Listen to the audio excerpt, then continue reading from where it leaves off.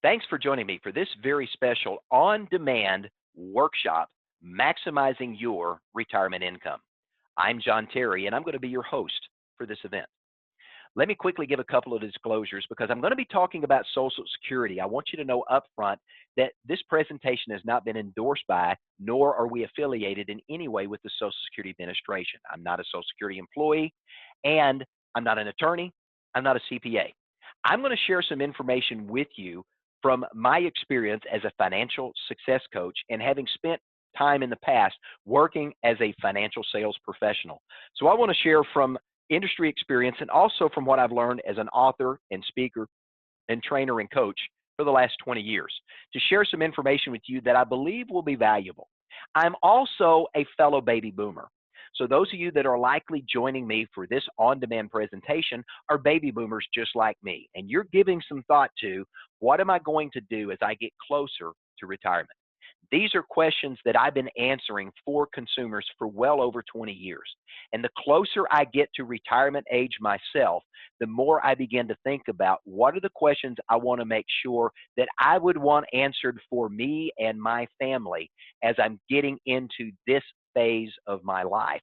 These are the questions I want to have an opportunity to answer for you. If this is your first time having an opportunity to hear me share, this is me along with my beautiful wife. Been married for 25 years. We have 6 kids, currently 3 grandkids, 3 dogs, a cat, and a goldfish. So life around my house is never dull. As I mentioned, I'm a financial success coach. I've had the opportunity to speak and to train. I've been a best-selling author. I've had the opportunity to publish 4 books. I've had the privilege also to travel and speak not only here in the United States, but around the world and having an opportunity to talk on important issues, many of those financially related. Today, I want to make sure that I answer 4 questions. I want to talk about how to have a guaranteed income in retirement, even if you run out of money. I want to talk about why rainy day funds are important and why you need to have one as you transition into retirement. I want to talk about how you maintain your standard of living no matter how long you live. And I also want to address the #1 risk that can cause you to go broke, what we call premature impoverishment early in retirement. But before we get started, I'd love to do just a little bit of baby boomer trivia to get you thinking a little bit about where we are and looking back and maybe having a little bit of humor at where we've come from. Baby boomers were born during what years?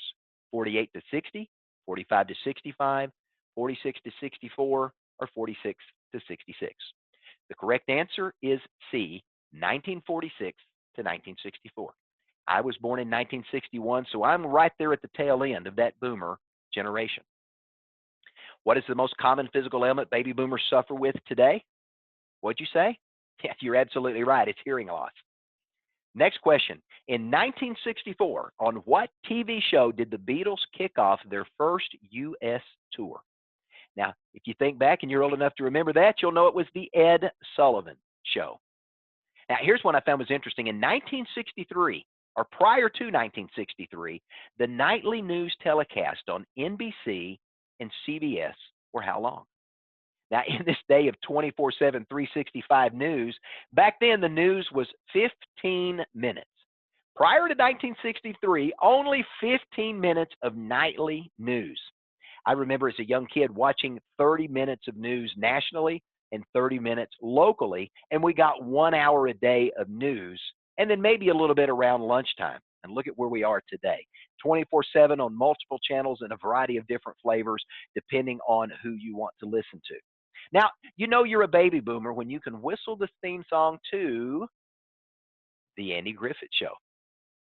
But you know the times, they are changing. And the face of our country is changing. If we look at what's going on here in the United States today, it's not the same population that we saw just a few decades ago.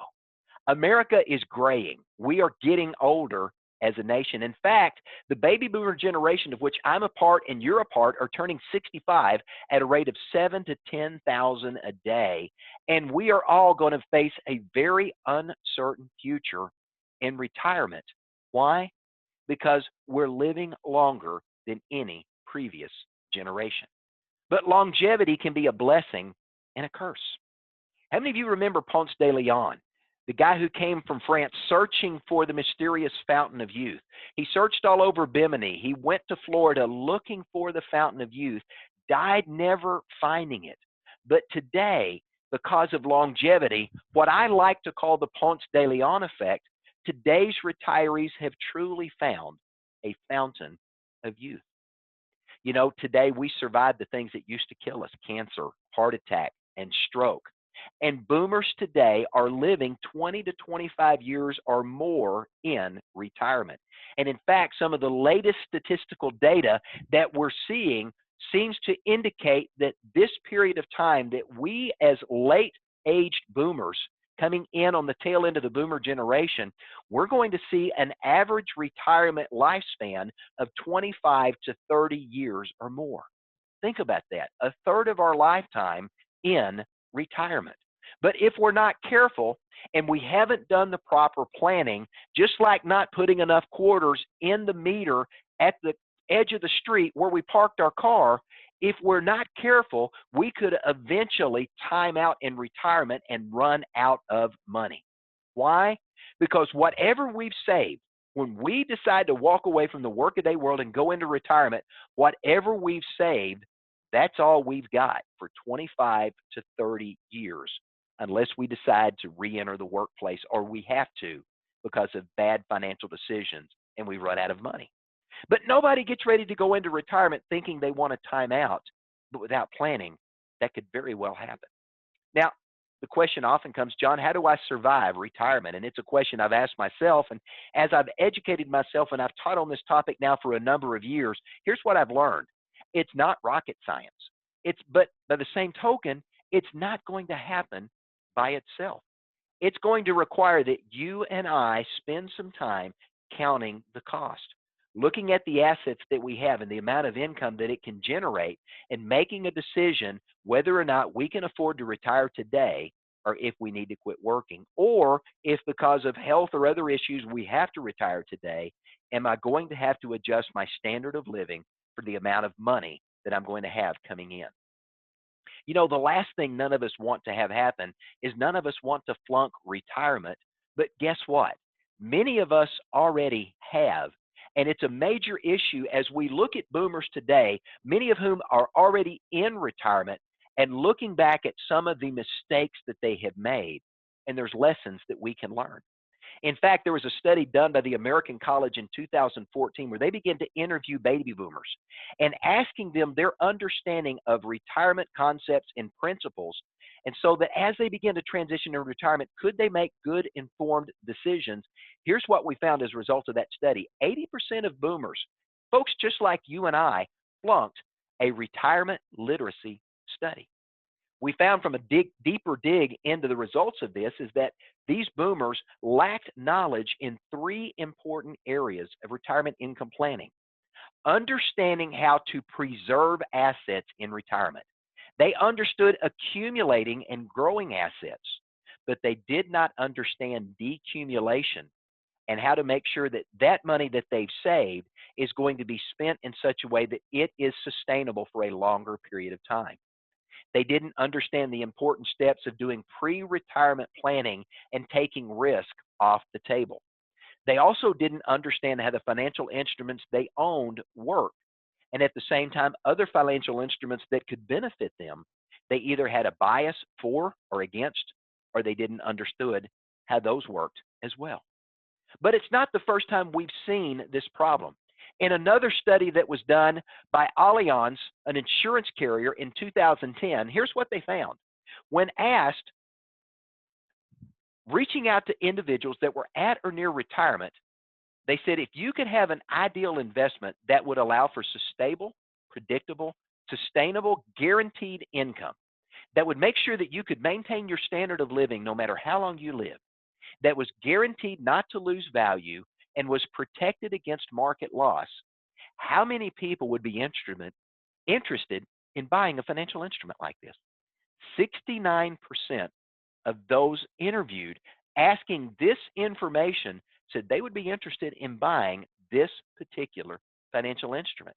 However, when they were advised that an annuity would provide these benefits and were asked if they would buy an annuity, less than half of that 69% said that they would because they didn't understand that annuities did those particular things as part of the planning process. Again, lack of information is a problem. Partial information is a problem, and bad information is also a problem. Educating yourself so that you can make informed decisions is essential to making sure that you maximize your retirement. Now, there are 11 critical years in retirement, and here's what we know. When we were young, time was our ally, it was our friend. But 2001 and 2008 were a wake-up call for those like you and I who were at retirement, getting ready to retire, or already in retirement. Why? Because in 2001 and 2008, many people already retired saw the amount of money that they had saved still in the market dropped by 50%.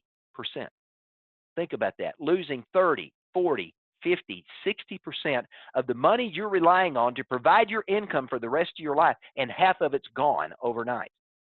Now, that was a wake-up call, and many of those individuals spent several years staying in the market just to make up what they lost. No additional gains and a lot of stress and anxiety along the way. Now, during those 11 critical years, there's right decisions and wrong decisions that can be made, but here's what we know. The choices you make in what we call the critical 11 years are very, very important. The 5 years prior to retirement, the year you retire, and the 5 years immediately after you retire are mission critical. And in these years, you should be the most conservative in your decision-making process, because time is no longer your friend, it becomes an enemy. I think about pastor friends that I knew that were getting ready to retire in 2001, and all of a sudden, their 401k was a 201k because they lost half of their money. And they had to make the decision, do I retire on 50 cents on the dollar, or in this scenario, do they keep preaching? And they kept preaching. And it took many of them 5 to 7 years to recover what they lost, not gaining anything, but getting back what they lost, only to see it repeated again in 2008. And many of those individuals, by the time they had earned back a second time what they lost and got ready to retire, they were older, they were sicker, and they didn't get to enjoy the retirement they'd always dreamed of having. Now, it didn't just happen in the church world, it happened in the corporate world, and it was a major shock and a reminder that there were 11 critical years. Tom Hegna spent some time talking about this in his book, Paychecks and Playchecks, and he has a special on PBS that you can watch and get some information on that as well. But these critical years are so important. But there's some lessons that we've learned along the way. The first of those is making sure that during those 11 critical years that we are as conservative in how we're investing our money as possible. Because the last thing I want for me, and my guess is the last thing you want for yourself, is to have all of your savings or a significant portion of your savings disappear to a market correction. So we want to make sure that we're doing that appropriate planning. Here's something else we learned as a result of looking back and finding out the mistakes early boomers have made.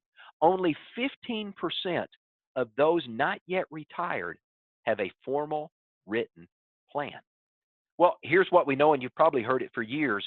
If you fail to plan, you plan to fail. And many people plan to fail by not having a plan. And having a written plan is in place. But we also know from looking at the mistakes of early retiree boomers that there are 4 critical but often overlooked areas of planning. And that's where I want to spend a few minutes talking about an income plan, a liquidity plan, an inflation plan, and a healthcare plan.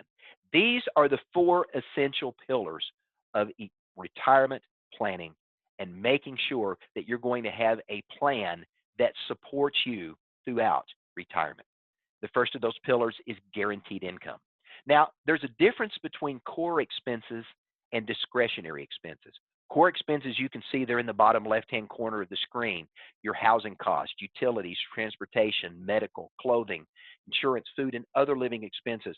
Those are expenses that are going to follow you throughout life.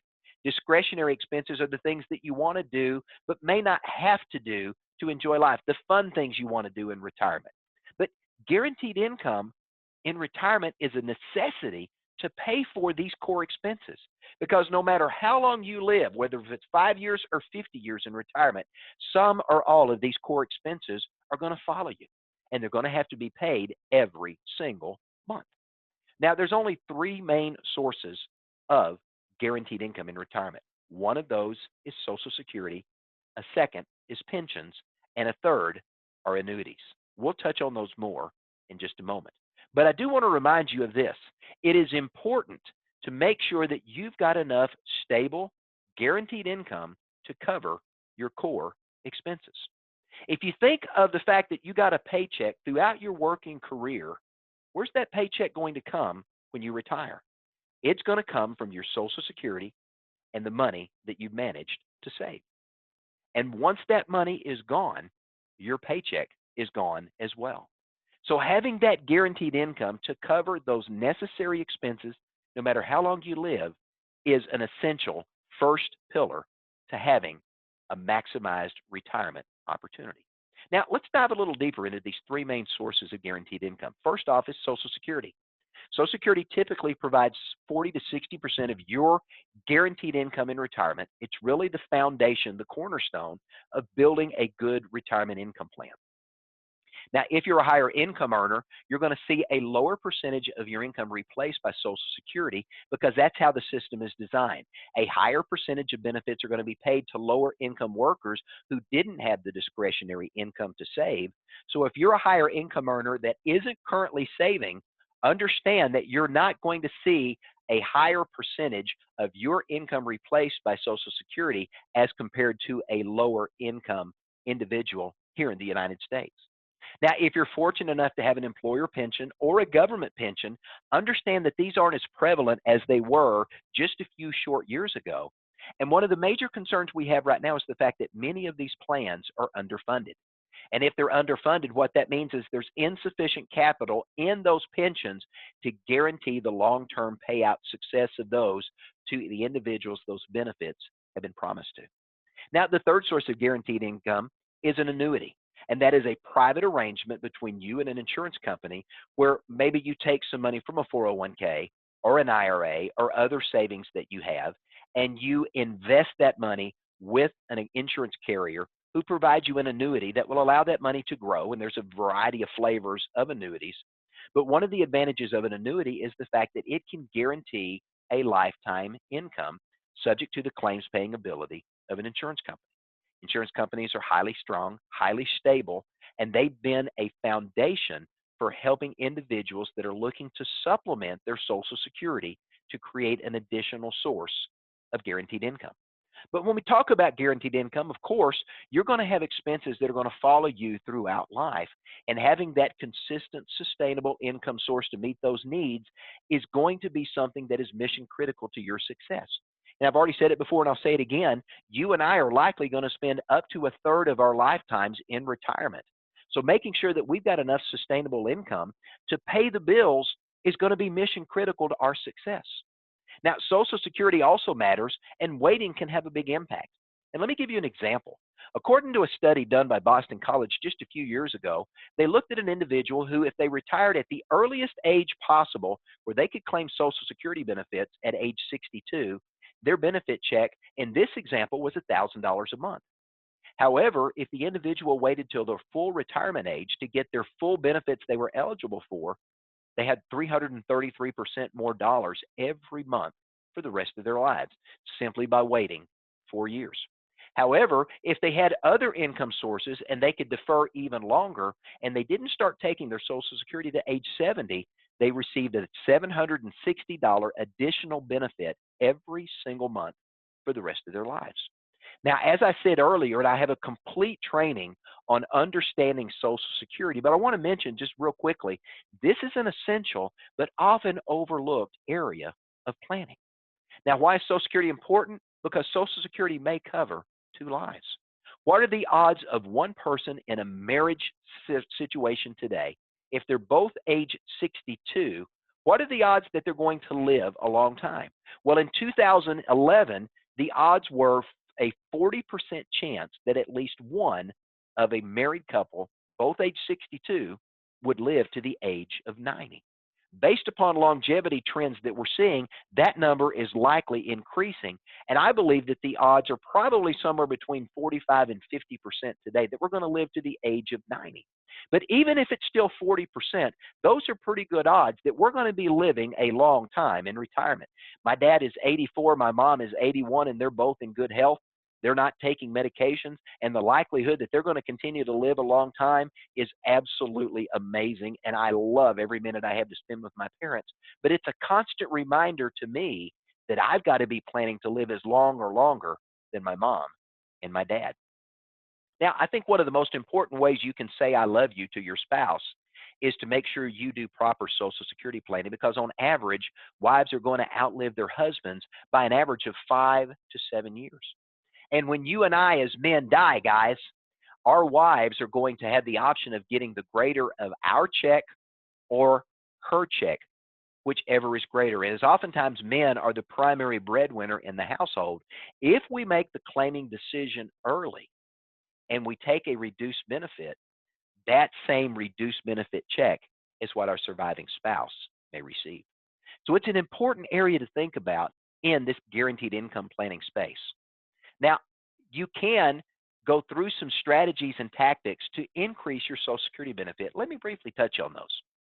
Social Security calculates your benefits by looking at the average of your highest 35 earning years. They then total those earnings and divide it by 35, and that gives them an average annual earnings index. And they use this number to compute how benefits are going to be paid to you every single month and any others who may have a claim on your earnings history.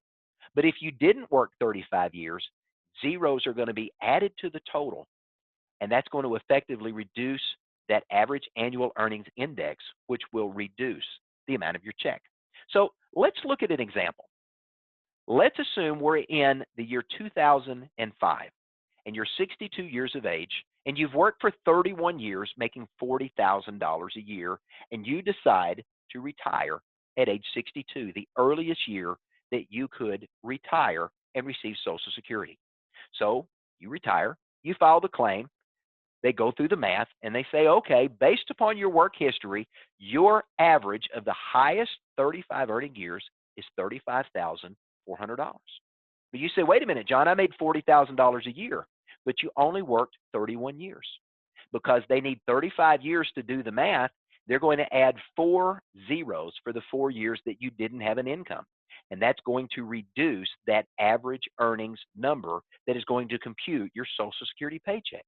So in this particular example, a monthly benefit check was $1,030.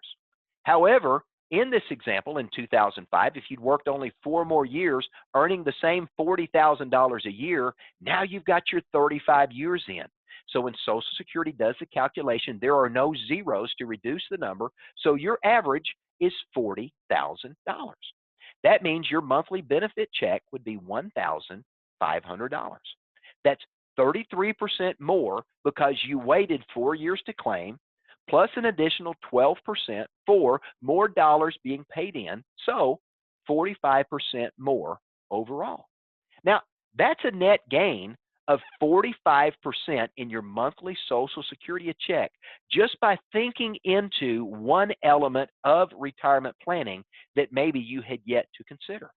Now, if you do the math, that's an additional $57,720 by simply waiting 4 years, assuming that you live to age 85. Now, in addition to that, you also earned an additional $160,000 by working 4 more years, and your survivor is going to benefit from a larger Social Security check. That's a pretty good deal. And maybe it's a reason to go back to the financial professional that invited you to hear this educational event to have a conversation about income planning. Now, the second pillar is liquidity, that very important safety net. It's that money in the mattress, that piggy bank that you're going to set aside somewhere that you've got penalty-free access to. Why? Because nothing lasts forever.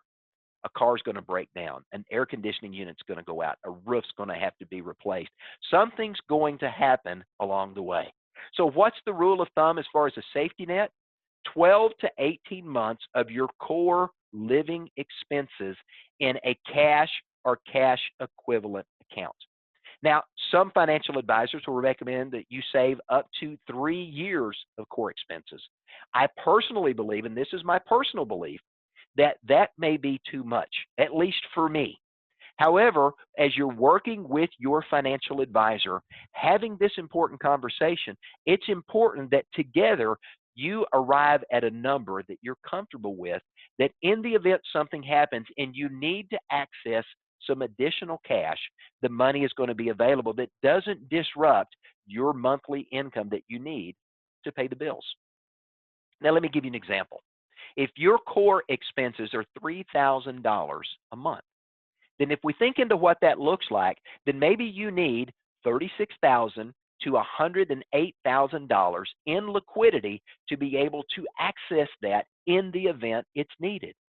That's money in the bank that you can access so that your budget stays intact.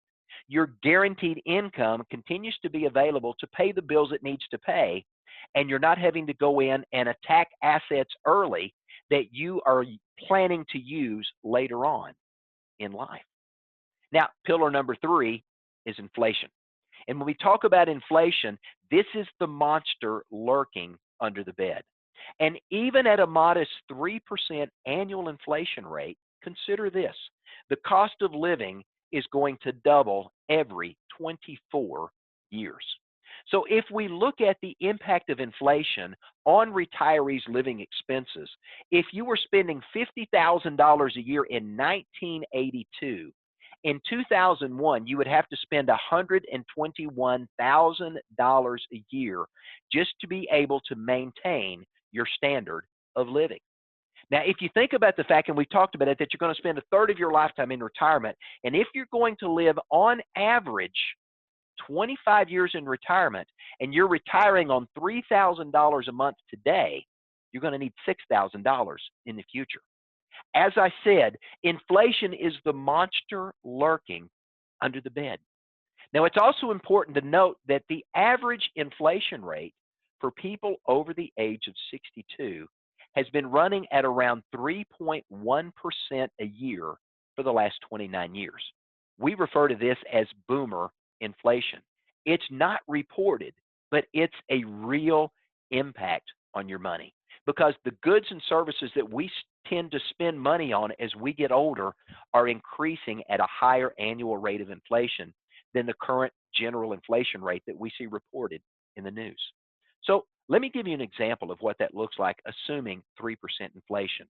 If you retire at age 65 and your core expenses are $3,000 a month, at the age of 77, you're going to need $4,500 a month just to maintain your standard of living. And if you live to the age of 89, you're going to need $6,000 a month just to maintain what you were able to pay for with $3,000 a month at age 65. Now, how do we mitigate those inflation risks? Well, you can always look to the stock market.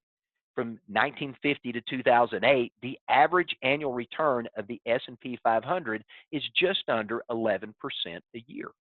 Now, if you adjust that for inflation, that's just under 7%, which is a decent rate of return.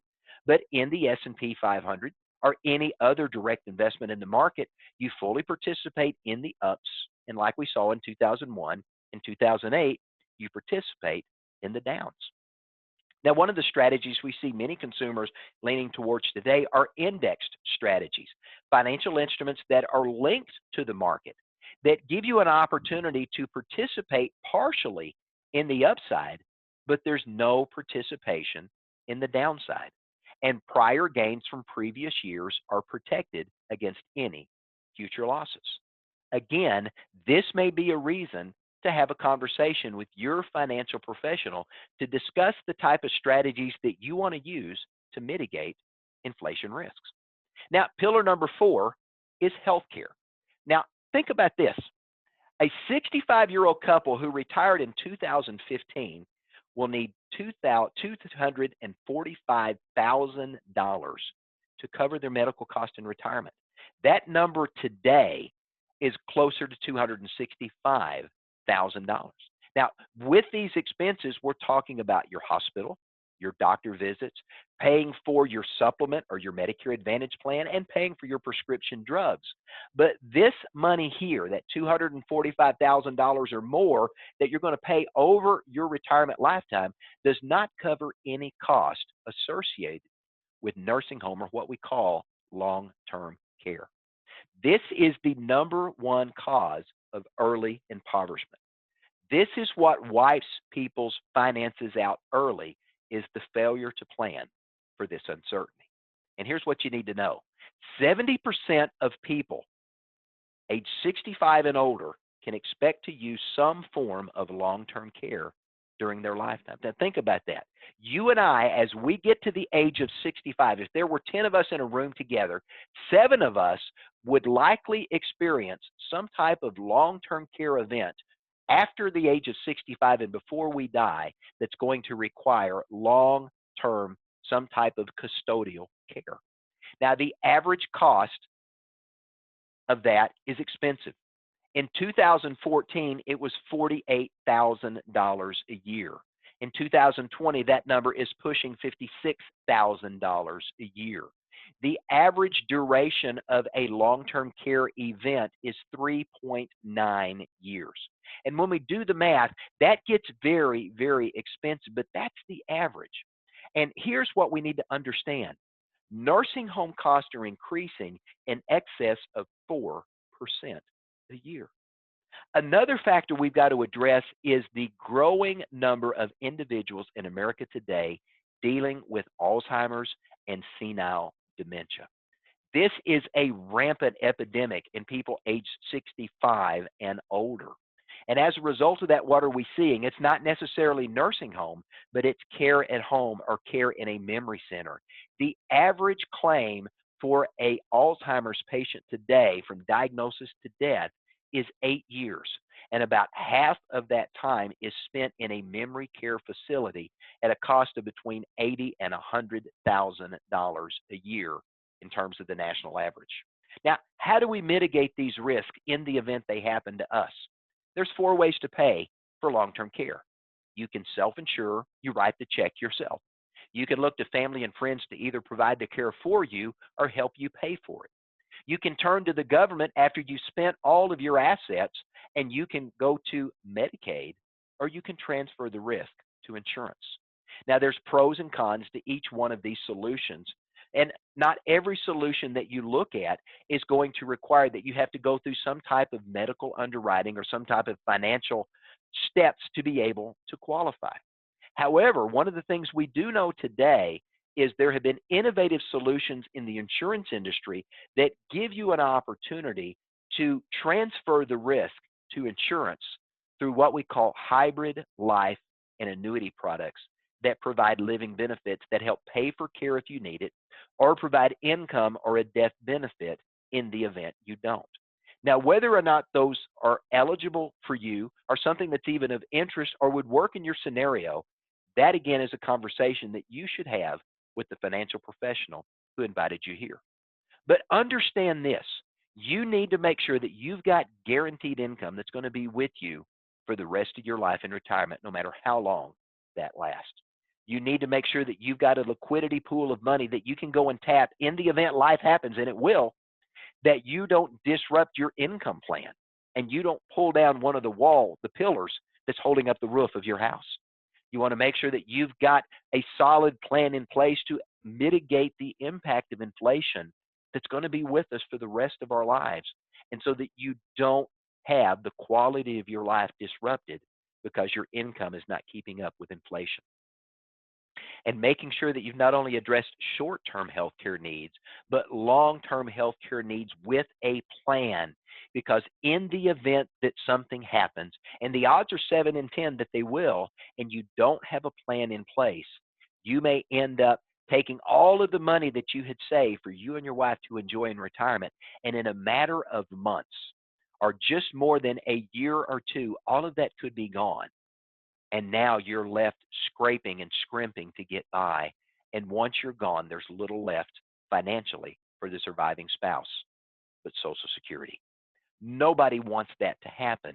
But without a plan and making sure all 4 of these financial pillars are stable, Your retirement house may not survive if a storm comes blowing your way. But here's what we do know. There's things that we can think about and things that we need to address. Number one, you and I have questions about retirement planning. And you and I all want to have answers to those questions.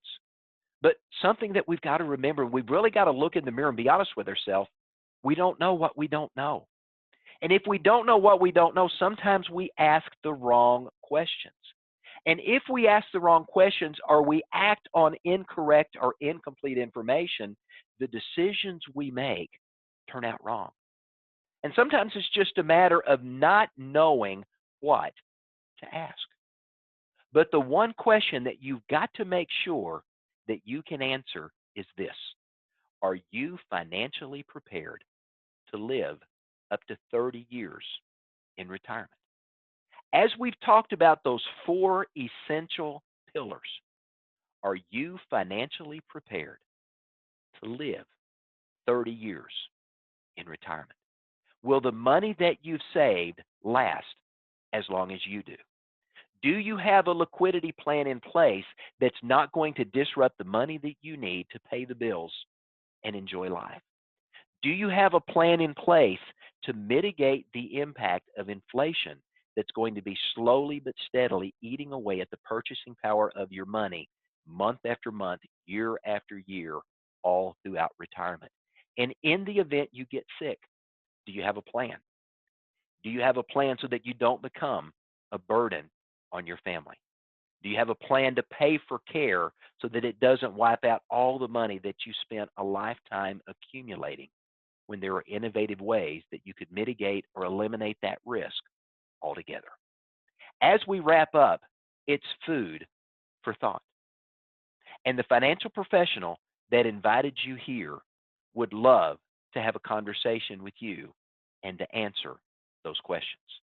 So, as we wrap up, I first want to thank you for spending some time with me. I hope you found in this hour that we spent together, it's caused you to think in a different way. And it's challenged you to really step back and take an important look about how you're planning for retirement. Now, the financial professional that invited you here would love to have a follow-up conversation with you about your next steps. And what's right for you is not going to be right for the person that lives next door to you. What's right for me may not be right for you, because all of our situations are differently. But having an opportunity to sit down with a knowledgeable financial professional who understands retirement planning and can help you put all the pieces of the puzzle together so that your picture is complete can be extremely valuable. And here's what I can tell you: it will be time well spent. You will get your questions answered, and you're going to have an opportunity to walk away with knowledgeable intelligence that can let you make a more educated and informed decision about what you're going to do when retirement comes knocking at your door and you're ready to open the door and step into the new world of retirement. Now, the individual that invited you here may be willing to meet you for lunch or dinner if you have an opportunity to get out and do that. At the time we're recording this, we're still dealing with the coronavirus pandemic. You may not be able to get out and meet face to face, or you may not feel comfortable doing that. So here's what the financial professional that invited you to hear this event is willing to do for you. They would love to meet with you and either have dinner or lunch together, coffee together at a Starbucks, whatever it may be that you're comfortable with. If not, they'd love an opportunity to have a follow-up phone call, or maybe meeting through Zoom or some other type of technology and discussing your financial situation in a complimentary way. No pressure, no stress, no obligation. And as a result of having an opportunity to meet with you, if you can't get together for a meal or for coffee, they'd love to share a gift card where you could get some coffee or get a meal as a thank you for spending time with them. And I want to say thank you for spending some time with me. And I want to encourage you to just take a few minutes and spend some time with the financial professional who invited you here. It could be a valuable use of your time to learn some new information that can help you make a more informed decision. Because the last thing I want to have happen for you or for me is to have an opportunity to learn something like this and not act on it. Because information not acted on is useless information. We have to take action with what we've learned. You've learned some new things that have given you pause and have caused you to think about how you're planning for retirement. Get with the financial professional that invited you here and give them an opportunity for them to share their expertise and their insights and to answer your questions. And then you can make an informed decision whether or not you want to work with them further. Again, no pressure, no obligation, but just a chance to learn more and to make sure the decisions that you're making are best for you and your family. I'm John Terry, and I want to thank you for taking time to be with us for this on demand educational event. Thanks for joining me, and have a great day.